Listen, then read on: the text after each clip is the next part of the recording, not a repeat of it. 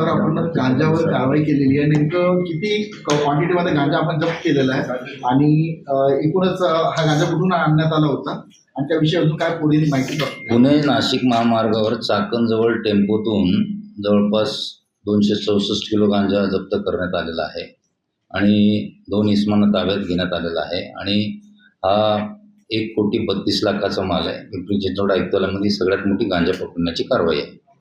Sir याचे जे आरोपी आहेत त्यांच्याविषयी अजून काही माहिती मिळू शकली का की नाही, तपासावर केस आहे. अजून काही आरोपी आम्हाला ताब्यात घ्यायचे म्हणून आम्ही काही जास्त डिस्क्लोज करत नाही. सर ते कोणाला द्यायला चालले होते असं काही माहिती मिळाली नाही, ते आम्ही मुद्दामून आता डिस्क्लोज नाही करतो. तपासाचा भाग आहे, तर तपास पूर्ण झाल्यानंतर तुम्हाला माहिती देतो आम्ही.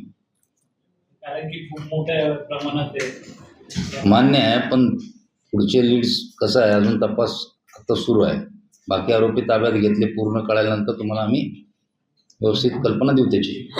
त्याच्यामध्ये शिरगावला घरफोडी झाली होती. त्याच्यामुळे जवळपास 36.5 तोळे सोनं आणि 1 किलो चांदी गेली होती, 1-1.5 किलो.